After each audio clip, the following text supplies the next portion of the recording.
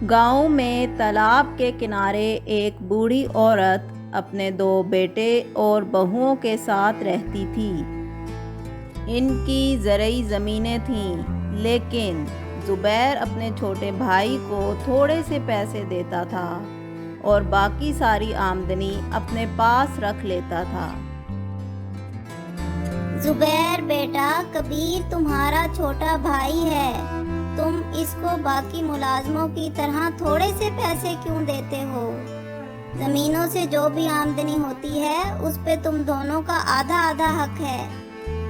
अरे अम्मा, आपको क्या पता, ये सारी कमाई तो मेरी मेहनत की वजह से होती है और इस पे सिर्फ मेरा हक है। बेटा, ये जमीन तुम्हारे बाप की है और इस पे तुम दोनों का बराबर हक है। जब अब्बा फौत हुए थे तो जमीन इतनी जरखेज नहीं थी। मैंने अपनी मेहनत से इसको इतना जरखेज बनाया है, इसलिए इस पे सिर्फ मेरा हक है। अम्मी, ये जो तालाब हमारी जमीनों में बना हुआ है, जुबैर भाई तो लोगों से तालाब से पानी लेने के भी पैसे लेते हैं। बस बेटा, तुम्हारे ससुर ने तो ये तालाब गांव के गरीब लोगों के लिए बनवाया था ताकि वो ज़रूरत का पानी ले सकें, लेकिन अब ये जुबैर तो बहुत लालची हो गया है। इसको अपने बाप की ख्वाहिश का कोई भी एहसास नहीं है। कुछ दिन बाद सास बीमार हो जाती है।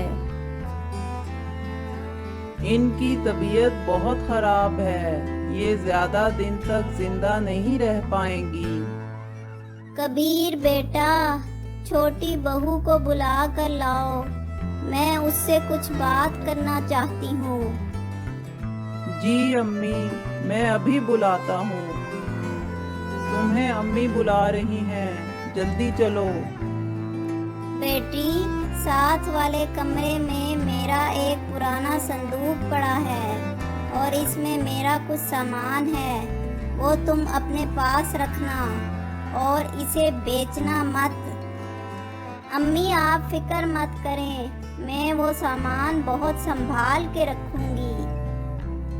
कुछ दिन गुजरने के बाद सास फौत हो जाती है।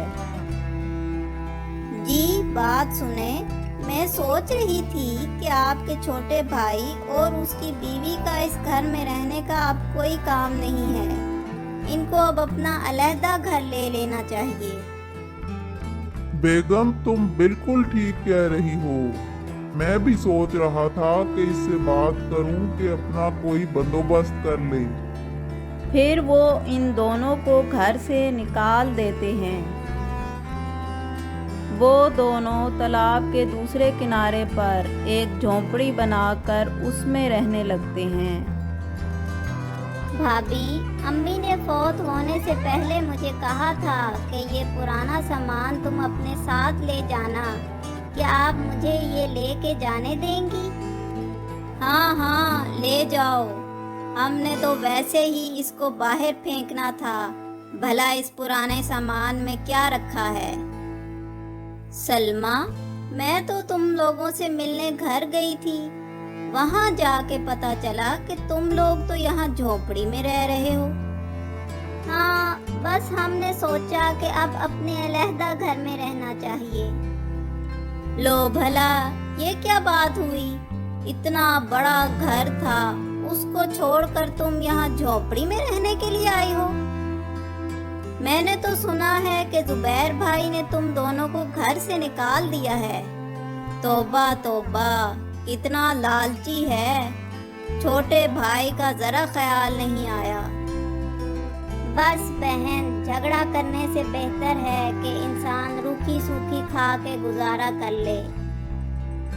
तुम भला क्यों रूखी सूखी खाने लगी? तुम्हारे ससुर की तो इतनी जायदाद है, अपना हिस्सा लो और ऐश से रहो। वो सब जुबैर भाई की मेहनत थी, इसलिए हमने अपना हिस्सा नहीं लिया। कबीर शहर जाता है और वहाँ जाकर काम ढूंढने लगता है और फिर इनका गुजर बसर होने लगता है। 2 महीने गुजर जाते हैं। एक दिन ज़ुबैर का एक्सीडेंट हो जाता है। लोग इसको अस्पताल लेकर जाते हैं।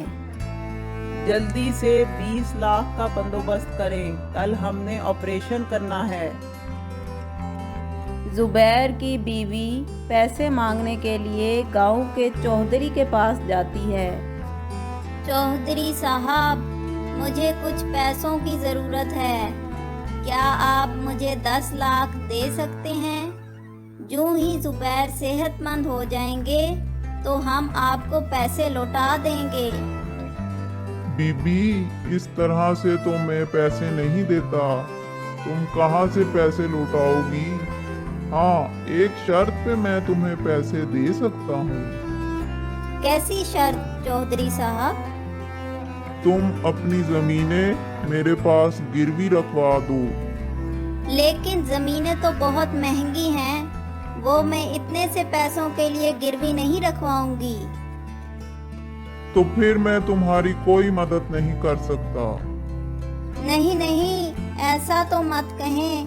मैं आपको ज़मीन के कागजात ला के दे दूंगी, आप मुझे पैसे दे दीजिएगा।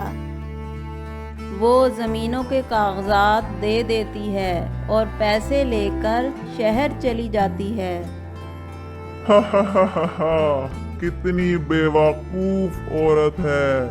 जरा से पैसों के लिए इतनी महंगी जमीनों के कागजात दे गई। अब तो ये जमीनें मेरी हो गई हैं। ना इनके पास पैसे होंगे, ना वो ये वापस ले सकेंगे।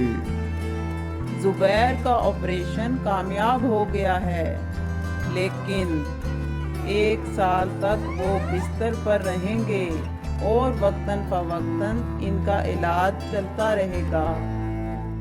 ये आप क्या कह रहे हैं डॉक्टर साहब? अब तो हमारे पास और पैसे नहीं हैं।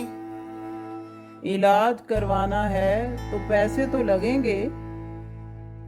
ज़ुबैर, अब हम क्या करेंगे?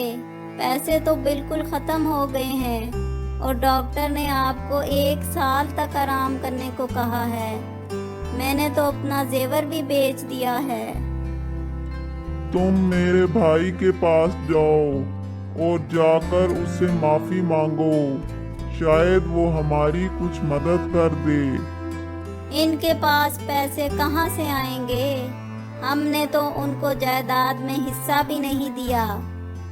फिर भी तुम उनके पास जाके माफी मांगो। हमने इनके साथ अच्छा नहीं किया। समीना, मुझे माफ कर दो। मैंने तुम्हारे साथ बहुत बुरा किया।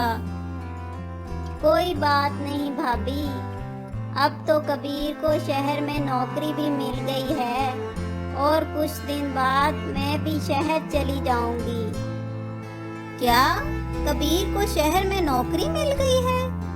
फिर तो तुम लोगों के पास अच्छे पैसे होंगे। क्या तुम हमारी मदद करोगी? ज़ुबैर के इलाज के लिए बहुत पैसे चाहिए। लेकिन भाभी, कबीर की तो अभी नौकरी लगी है और हमारे पास तो पैसे नहीं हैं। फिर वो मायूस होकर अपने घर वापस चली जाती है। अगले दिन वो अपने शोहर को सब कुछ बताती है तो वो कहता है, अम्मी का जो पुराना सामान है जाके वो देखो, हो सकता है इसमें कोई कीमती चीज हो जो हम बेचकर ज़ुबैर भाई का इलाज करवा सकें। इस तरफ तो मेरा ध्यान ही नहीं गया। मैं अभी जाकर देखती हूँ। जब वो जाकर देखती है तो इसको एक चाबी मिलती है और उसके साथ एक पुराना ख़त भी मिलता है। ख़त में तालाब के अंदर एक ख़जाने का जिक्र होता है। वो दोनों मियाँ बीवी जाकर ख़जाना तलाश करने लगते हैं। तालाब के अंदर एक पुराना संदूक नज़र आता है। वो इसको बाहर निकालते हैं। ये संदूक कीमती चीज़ों से भरा होता है। وہ ان پیسوں سے زبیر کا علاج کرواتے ہیں۔ وہ تالاب کو صاف کرواتے ہیں اور پہلے سے زیادہ خوبصورت بناتے ہیں۔ پھر وہ فیصلہ کرتے ہیں کہ تالاب سے لوگوں کو مفت پانی دیا جائے گا۔